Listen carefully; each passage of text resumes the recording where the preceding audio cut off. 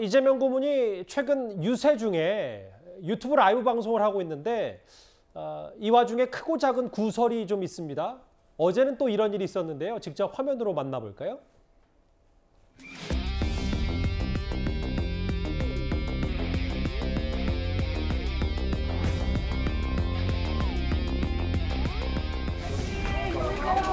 후보님 사진 하나 부탁드립니다. 범죄행위입니다. 안녕하세요. 범죄행위라고 다 책임지니까 사진하세요.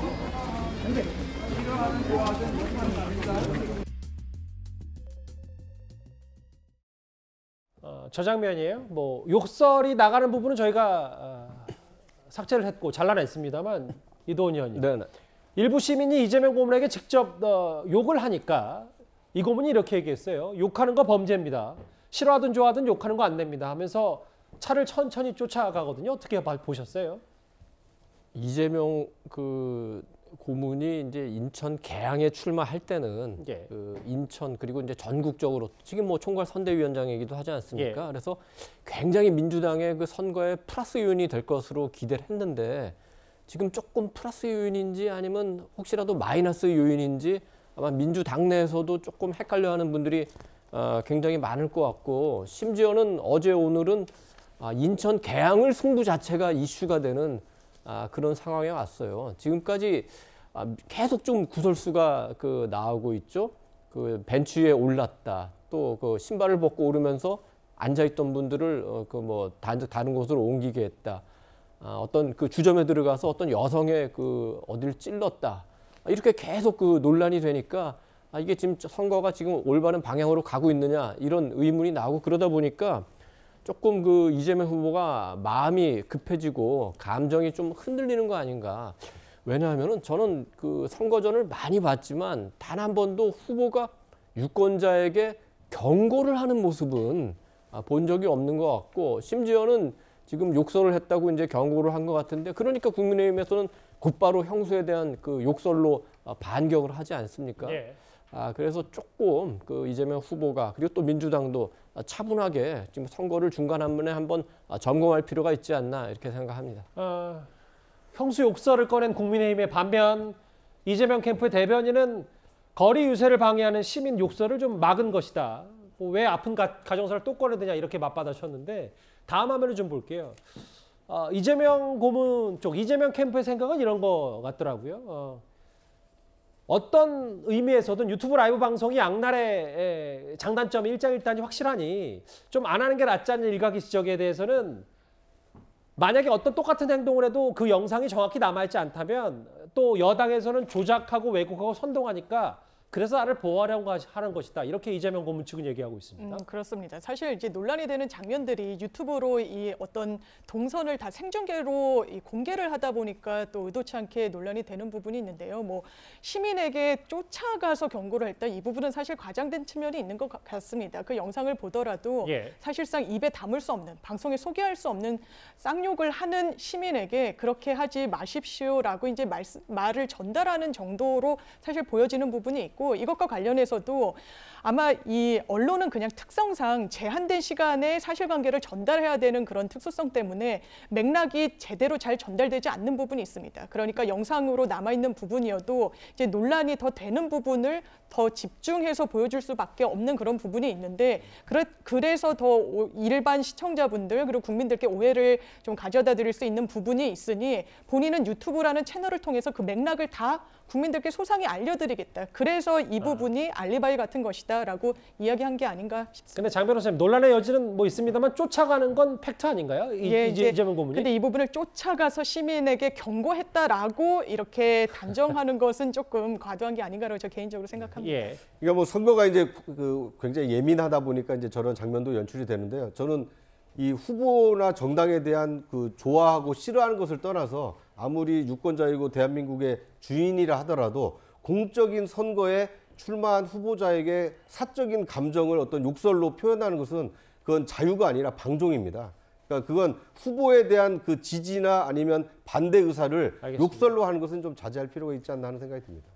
알겠습니다.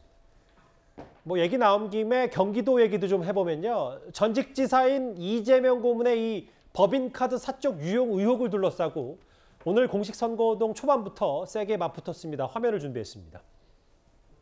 이동님. 법인카드 유용 문제 이런 부분들에 대해서 근데 문제는 좀 있다고 보시는 예, 그렇습니다. 뭐 예. 법카 같은 거는 분명히 문제가 명확하지요. 부인 김은혜로서 법인카드 가져가지 말라고 했습니다. 남편에게 서로 제 법인카드를 받더라도 보더라도 탐하지 말고 쇠고기 같은 거 절대 사먹지 말라고 했습니다, 여러분. 저는 법인카드 없어도 도정을 이끌 수 있습니다. 저희 남편 이미 비만 상태이기 때문에 문제는 법인카드는 제 아내가 쓴 게 아닙니다. 제 아내가 공무원에게 사적인 도움을 받았다. 이게 문제이죠. 개인적인 인연 때문에 좀 도움 준 거를 가지고 월급이 전부 국고 손실이다. 이게 말이 되는 소리입니까?